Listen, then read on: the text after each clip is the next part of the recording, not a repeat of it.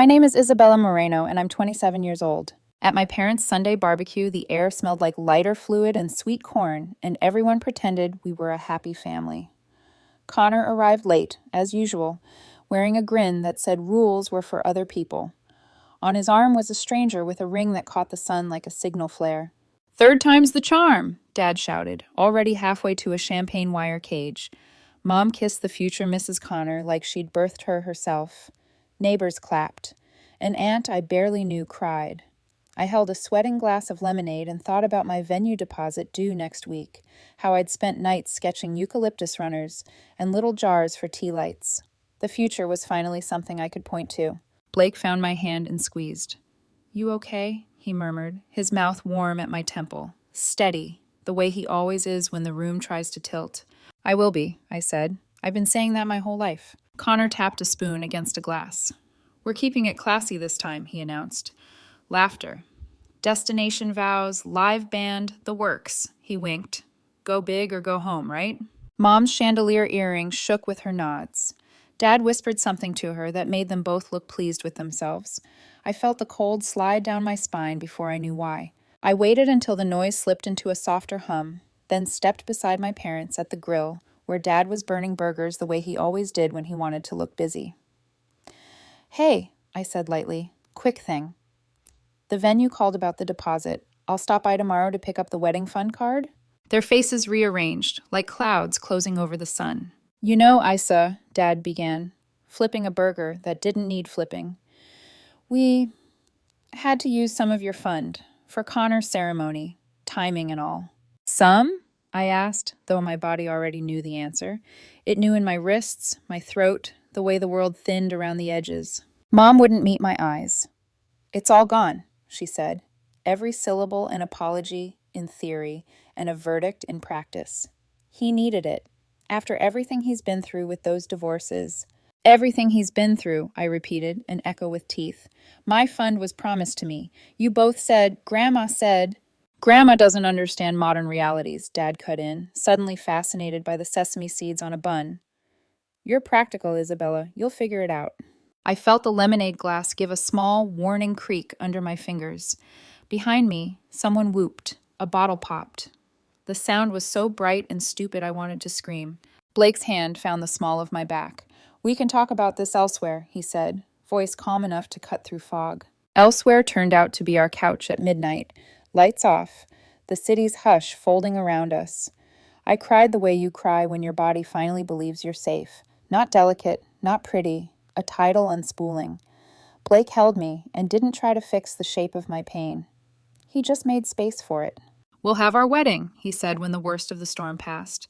"I don't care if it's 10 people in borrowed chairs. We'll have it our way." I wanted to believe him. I did. But my mind kept snagging on a memory. Grandma Lupe at her round kitchen table, the light low and honeyed, pressing a folded note into my hands on my 21st birthday. "For Isabella's wedding only. Do not divert." I had tucked it into a cookbook, because that's what you do with things you plan to keep forever. Somewhere along the line, Mom had organized my life, and the note had vanished into a family drawer that wasn't mine. I stared at the ceiling and counted the slow crawl of headlights across the wall. "They always said Connor needed more," I whispered. "More attention, more patience, more chances. And I was the strong one, the one who would figure it out." Blake kissed my knuckles. "Strength isn't a tab they get to run." I laughed once, sharp. "They just did. We didn't sleep much." At 5, the city yawned awake, and I made coffee strong enough to taste like intent. By 8, I had a list, because lists make grief look like a plan. Call venue, cancel big order, price out botanical garden permits. Guest list, only people who show up. On the margins I wrote, "Find Grandma's note." It felt superstitious, like a door I needed to reopen even if the room behind it was empty. That afternoon, I texted Mom, "Coffee, neutral territory, tomorrow." She replied immediately, "Of course, honey. We'll explain." Explain. As if I'd misheard my own life. While Blake showered, my phone buzzed with a notification from a name I hadn't seen in years. "Sabrina Hale liked your photo." The photo was from 3 months ago, the day we signed our venue hold, both of us red-faced from laughing, my hair wild under a string of cafe lights. Sabrina, Blake's ex from long before me, used to post book stacks and sunsets. Now her profile was locked. The like felt accidental or purposeful in the particular way accidents are when people want to peek into your window and pretend they tripped. I told myself I didn't care. I set the phone face down. The cafe was a box of quiet the next morning, all pale wood and people practicing their inside voices. Mom ordered her usual latte. Dad got a black coffee he'd complain was burnt. I sat with my hands around a mug, like warmth might choose a side. "Why?" I asked before any of us could perform politeness. "Why did you give Connor my wedding fund without asking me?" Dad sighed, with the weight of a man forced into wisdom. "We made a decision for the family." Mom leaned forward, voice soft like she was bandaging a cut she'd made. "Sweetheart, your brother has been through a lot," I finished, because I know the script. "And I'm resilient. I'll figure it out." Silence. A tiny crack in Mom's expression.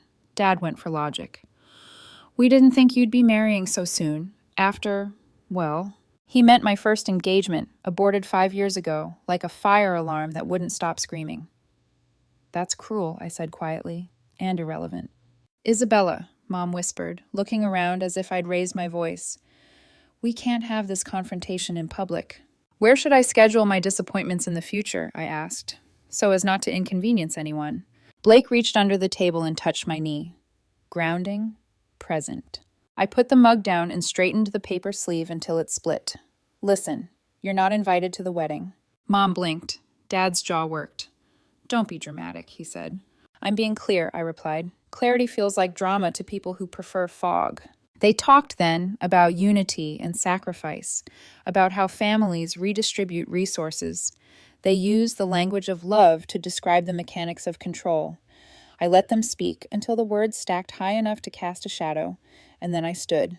"This isn't about money," I said. "It's about respect. You showed me where I live in your priorities. I can live somewhere else." Outside, the sky had the wet shine of a city that couldn't decide if it should weep. Blake and I walked without speaking. At the crosswalk, he squeezed my hand. "Botanical garden?" he asked. I pictured the place, how the morning light sifted itself through magnolia leaves, how lavender made the air taste like a secret. "Botanical garden," I said. That night, our kitchen turned into a workshop for a future that would be ours. Vanessa texted that she had mason jars she'd saved from a failed jam phase. Derek offered to shoot the photos as a gift. Natasha, my college roommate, sent cake sketches with ice sprigs, like the ones I used to doodle in margins. It felt like building a small ark, plank by plank, for a different kind of flood. At midnight, when the lists were finished and the floor was littered with ribbon cuttings, my phone buzzed. "Sabrina Hale, congratulations on the wedding. If you need vendor tips, I know a few people Connor used last time." A winking emoji. I stared at the message until the letters blurred.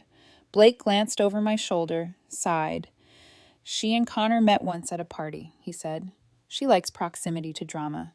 "Then she's shopping in the right aisle," I said, and muted the thread. Before bed, I pulled down a cookbook from the highest shelf, the one that still smelled like Grandma's house. Vanilla, lemon peel, the faint clean of starched cotton. Pages fell open where the spine had learned my habit. Nothing. I searched another and another, until flour dust slicked my fingers and memory clung to my tongue like sugar. The note was nowhere. I pressed my forehead to the cabinets and let the cool wood hold me up. Blake wrapped his arms around me from behind. In the reflection on the dark oven glass, we looked like a single, taller person, a new shape. "We're still getting married," he said into my hair. "I know," I whispered, "and we'll do it without asking permission." Somewhere, a neighborhood dog barked once and went quiet, as if it remembered itself. I slid the last cookbook back into place and turned off the kitchen light. The door of the past clicked behind me, not locked, but closed with intention. "Tomorrow," I said, "we book the garden." "Tomorrow," Blake echoed. We went to bed holding the same sentence like a vow. The night after the cafe, I dreamed in lists. Every time I crossed something off, another chore multiplied in its place, like guilt growing new heads. I woke to Blake setting a mug on my nightstand and a printout on my lap, the garden's reservation policy, highlighted in calm, non-judgmental yellow. 2 time slots left in late September, he said. Morning light or late afternoon. Golden hours cheaper. I took the paper, grateful for how he made the impossible look like a sequence of small doors. Golden hour, I said. Let the sun do some of the work. He kissed my forehead. I'll call it 9. By noon, we had a date. By 1, Vanessa was at our table with a tub of mason jars and a laugh too big for our tiny kitchen. I tried to learn canning, she confessed, pulling out jars like magic tricks. Turns out I'm more of a buy jam from someone named Irene person. Please take these away. We lined them up and tucked wildflowers into a few to test the look. A mason jar isn't elegant, not the way crystal is, but it's honest. If you hold it up to the light, it shows you everything. Guest list, Blake said, pen poised. We're keeping it to people who actually show up. Start with who did show up, I said. Names came like gratitude. Vanessa, of course. Derek, who had already sent a text of camera emojis. Natasha, who once gave me half her rent when I lost a job and never let me pay it back in anything but cake tastings and late-night phone calls. A handful of friends whose love was consistent and boring in the most excellent way. I hesitated over extended family. There were kind people in those branches. Aunt Rosa, who had slipped me $20 bills labeled "for books and only books," and Cousin Mateo, who cooked for everyone when Grandpa died. Then there were the ones who believed blood was the same as permission.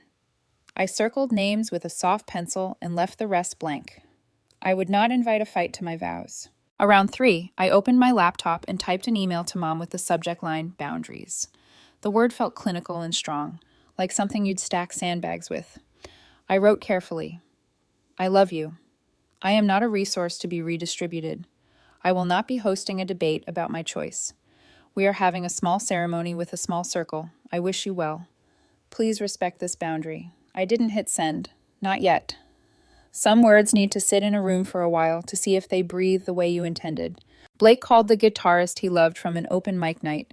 Vanessa looked up local flower farms that would sell us buckets at dawn the day before, so we could build our own centerpieces while the coffee went cold and the cat we didn't have yet walked through ribbon scraps uninvited.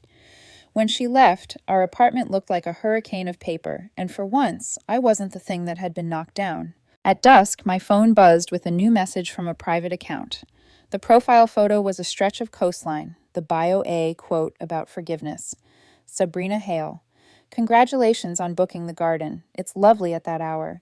If you need a band, Connor knows a guy who owes him a favor. Winking face.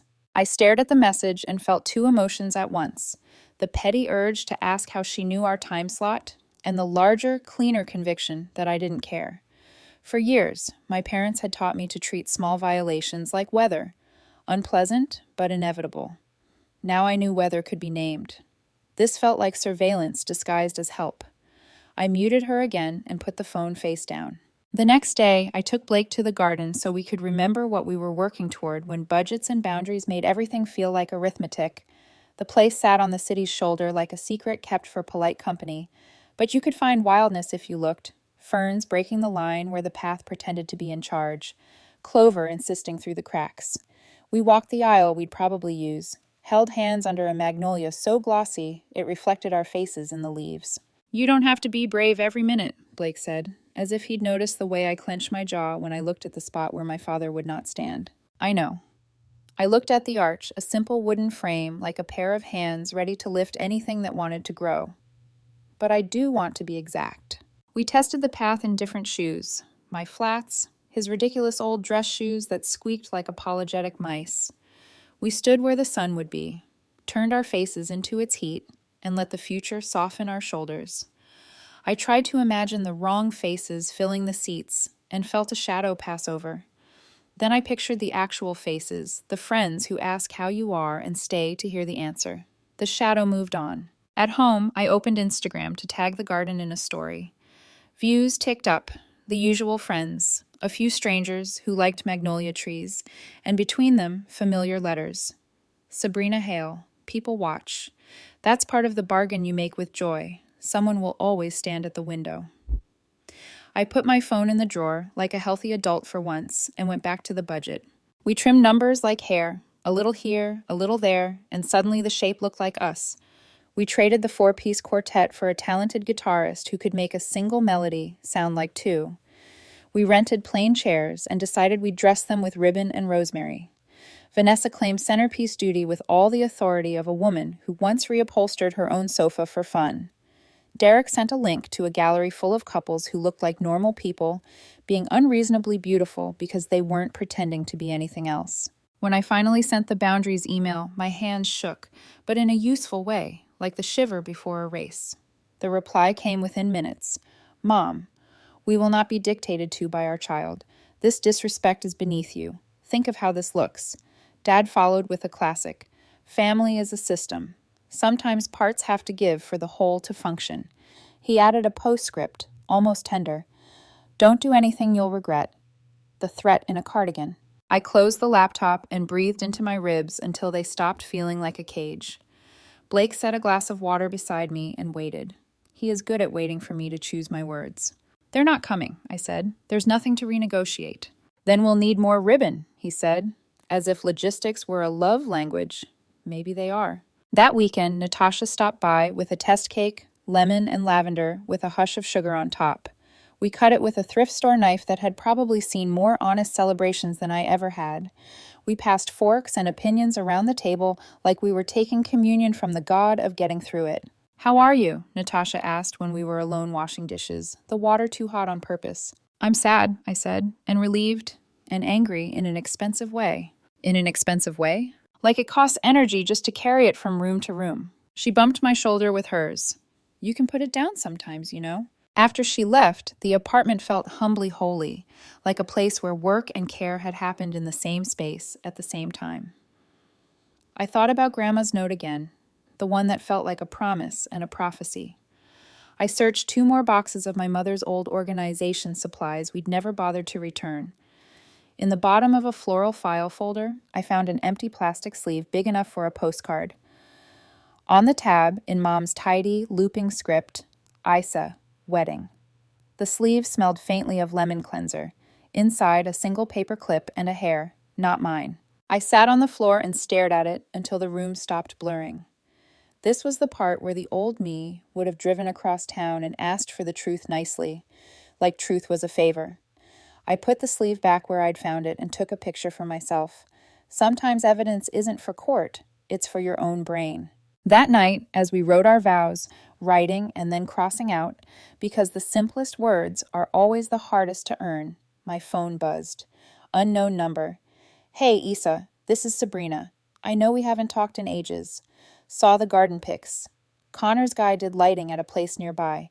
Happy to intro. Could save you money. A beat later. Also, family is complicated. Try not to burn bridges you might want later. Another winking face, the kind that stands at the line between cute and cruel and chooses both. Boundaries, I whispered to myself. Not a threat. A fence you put up around your own garden so the tomatoes make it to August. I didn't respond. Instead, I wrote, I promise to choose you when the room is loud and when it is quiet. I promise not to weaponize your tenderness. I promise that our home will be an address and a verb.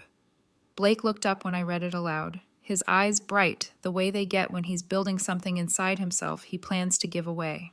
Keep that, he said softly. It sounds like fresh air. 2 days later, Mom texted, Your father isn't well. This stress is hurting his heart. He wants to walk you down the aisle. We can fix this with one conversation. The sentence was a choreography I knew by muscle memory. Appeal to pity. Propose public optics as love.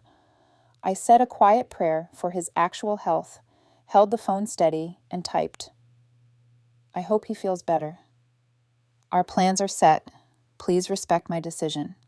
I felt like I was lifting a weight I used to pretend was part of my body. That evening, we walked the neighborhood with iced coffees that turned to water before we'd finished telling each other the best and worst parts of our days. In a papered-over storefront, I caught our reflection in the ghosted glass. 2 people, a little tired, a lot certain. Behind us, a wall of flyers flapped softly in the breeze. Music lessons, lost cat, free couch, handyman. No job too small. It hit me then, the truth that had been crouching the whole time. Love is 1,000 small jobs done without keeping score. My parents had always loved like accountants. Blake loved like a gardener. Back home, I lit a candle on the windowsill and pressed the match into the dirt of a potted basil to cool it safely, the way my grandmother taught me. The city leaned its forehead against our panes and listened with us. Somewhere in the building, someone laughed. A television murmured a sitcom idea of a family, and the radiator clicked like it remembered winter. "Tell me one thing you're excited about," Blake said, nearly whispering, as if the room were a church we'd stumbled into after hours. "Waking up married," I said, and not once thinking about who didn't clap. He nodded, a solemn man hearing his favorite hymn played just right. Me too. My phone buzzed again on the table, face down. I didn't reach for it. The candle threw a steady coin of light onto the wall, and for a moment it could have been any wall, anywhere, because we were making the room ours, by the way we breathed inside it. Outside, a siren threaded the night and kept going, some trouble heading in the other direction for once. I took Blake's hand and squeezed, and he squeezed back, and that was our ceremony for the day. 2 witnesses, a vow without paperwork, a decision we would keep making. We blew out the candle together and let the dark come gently, like a curtain everyone agreed to close. The morning of our wedding smelled like rain that had changed its mind. The sky hung heavy but undecided, the kind of gray that keeps you guessing. I liked it that way. Real, unscripted, like us. Vanessa arrived first, hair up, sleeves rolled, carrying her emergency kit of everything. Pins, thread, tissues, and a calm that could steady anyone. She hugged me hard, whispering, "You did it, Isa. You built this." Her words almost undid me right there. The botanical garden shimmered under soft light. Wild lavender tangled with roses, and magnolia leaves made the air thick with perfume. It wasn't the country club Connor had rented out for his second wedding, or the seaside resort he'd used for his third. It was ours, humble, intentional, and honest. In the small cottage dressing room, I stepped into my vintage ivory dress. $300 at a boutique on 8th Street. The fabric hugged me the way truth does. Simple, unpretending. Vanessa tied the last ribbon and took a step back. "You look like yourself," she said. "That's rarer than looking beautiful." When I caught my reflection in the mirror, I didn't see the daughter they called strong. I saw a woman who'd stopped asking permission to exist. Outside, guests began to gather. Just 60 people, but every one of them had earned their seat. Blake's father waited by the gate, proud and solid, ready to walk me down the aisle. He'd insisted after learning my dad wouldn't be there. "Family's about showing up," he'd said, "and I'm already dressed." As the music began, a soft guitar tune that sounded like morning breaking, I stepped out. The aisle was lined with mason jars filled with wildflowers, the petals trembling in the breeze. When I saw Blake standing beneath the wooden arch we'd built together, my breath caught. He wasn't perfect. His tie was slightly crooked, his shoes muddy from helping set up chairs. But in that moment, he was everything I'd ever needed. Steady, sure, real. Our vows were written by hand on recycled paper. I promised to meet him halfway in every argument, to laugh first, to never keep score. He promised to remind me that rest isn't weakness, that kindness is a choice we keep making. When we said "I do," the applause wasn't loud. It was warm. The kind of sound that stays in your bones. At the reception under the pavilion, string lights flickered like stars that had wandered too close. Natasha's lemon lavender cake sat proudly on the handmade table Derek had built. Everyone danced. Even Vanessa, who swore she only danced at other people's happiness, moved barefoot in the grass. Halfway through the night, Blake clinked his glass and raised a toast. "To Isa," he said, eyes shining. "Who taught me that family isn't defined by who raised you, but by who refuses to let you fall?" No one clapped right away. They were too busy wiping their eyes. Later, when we posted a few pictures online, the responses came fast. "You two look so happy. That garden, you can feel the love through the screen." But not all love comes as applause. By evening, my blocked numbers had found new ways to reach me. First, a message from Mom on Facebook. "How could you? After everything we've done for you, we raised you, we gave you everything." Then Dad on LinkedIn, of all places. "Ungrateful doesn't begin to describe this." And finally, Connor through text. "You embarrassed the whole family. People are asking why Mom and Dad weren't there. Thanks for making them look like villains." I stared at my phone, the glow carving sharp shadows across my face. Blake looked up from where he was untying his shoes. "Don't," he said gently. "I'm not replying," I murmured, deleting each message like swatting flies.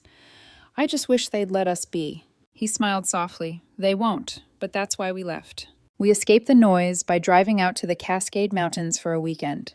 A borrowed cabin, a slow fire, no cell service. For 2 days, the world shrank to just us and the smell of pine. We talked about everything: the wedding, our future, even the ache we didn't name out loud, the kind that lingers when love turns conditional. On the third morning, as we packed to leave, my phone found a signal and filled with messages. Missed calls from Mom. One new voicemail. I pressed play. Isa, her voice said, syrupy sweet at first, the way it always began. Your father and I have been talking. We realize we handled things badly. We want to throw you a proper wedding, a big one, our treat. Think about how much it would mean for your father to walk you down the aisle. This small ceremony, it wasn't real. You deserve better. I paused it, laughing quietly. Real? I whispered. Blake looked up from zipping his duffel. They want a sequel already? I hit play again. Now it was Dad's voice, slower, almost fragile. Isabella, my heart isn't doing well. The doctor says stress is making it worse. Not being part of your big day, well, it's taking a toll. Don't do this to your old man. A silence followed, long and practiced. Then Mom again. You'll regret pushing us away, honey. You'll see. I ended the call. The air in the cabin felt suddenly thinner, like the mountain had exhaled all at once.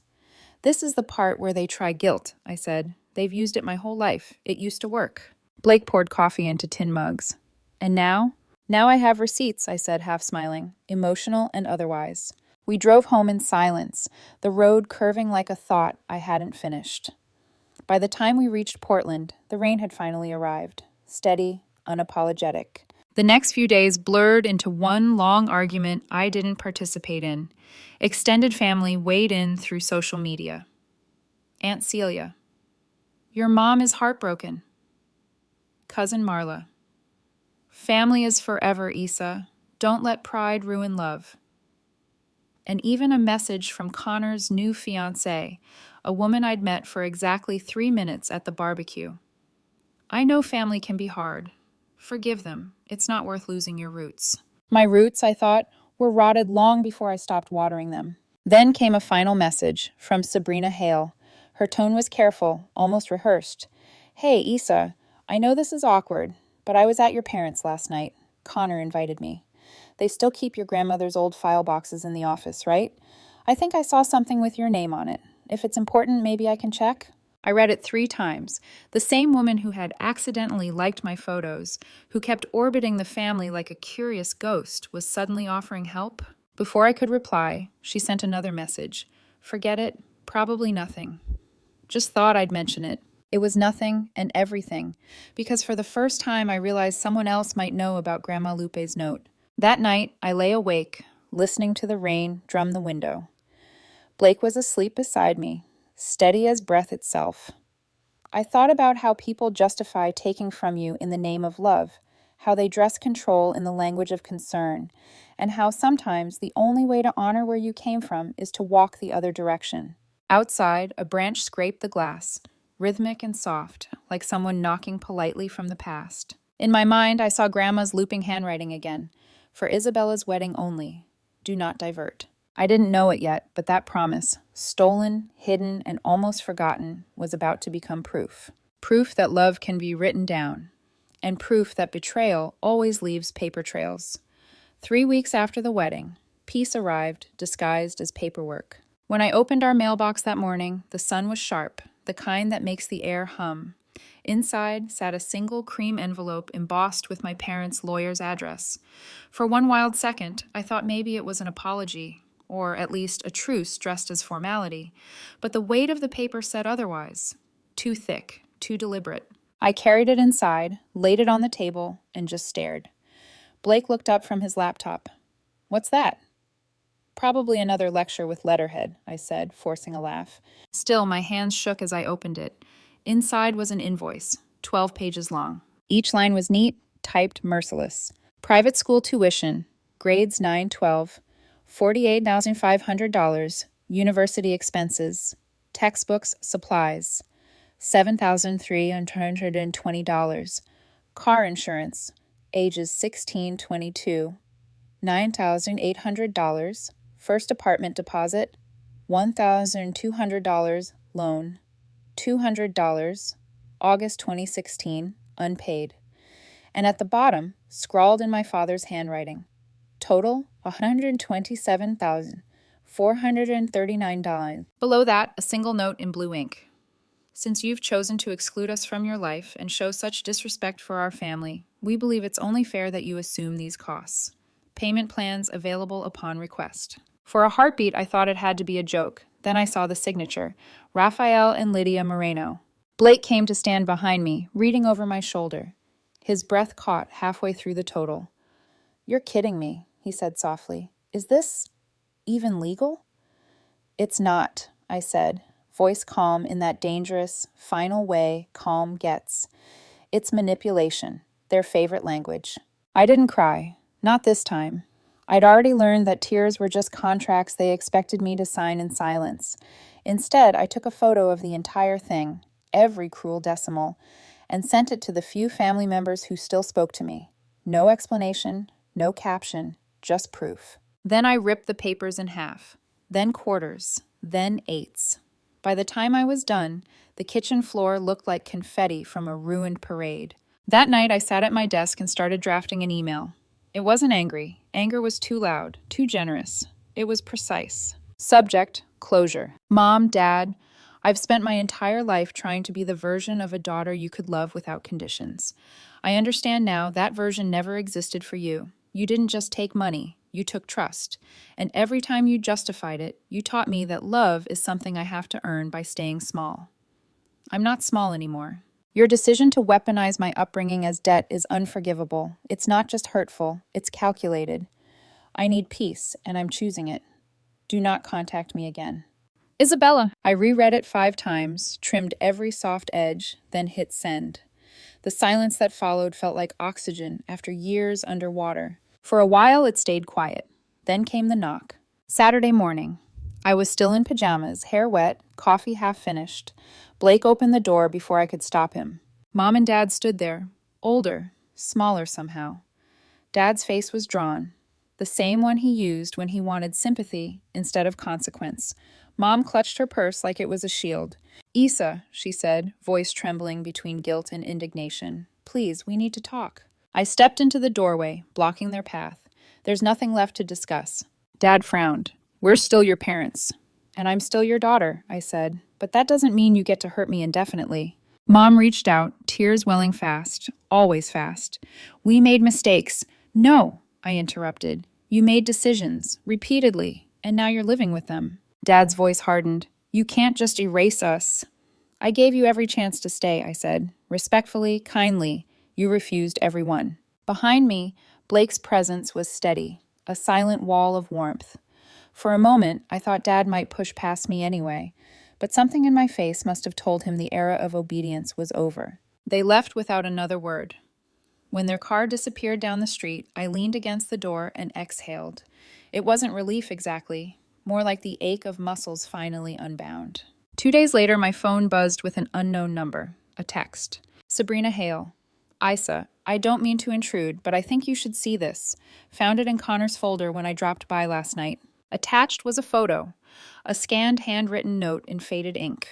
I knew it instantly. Grandma Lupe's handwriting. "For Isabella's wedding only. Do not divert." The edges were frayed, as if someone had torn it from an envelope in a hurry. My stomach turned. I replied immediately. "Where did you find this?" Sabrina answered after a minute. "Connor kept it. Said your dad gave him permission. I think they used it to justify the transfer. I shouldn't have looked, but I couldn't keep it to myself." I stared at the message until my eyes stung. Proof. Proof that I hadn't imagined it, hadn't invented my grandmother's loyalty out of grief. Blake appeared at the doorway, reading my face before the words. "What is it?" I handed him my phone. He looked at the image, jaw tightening.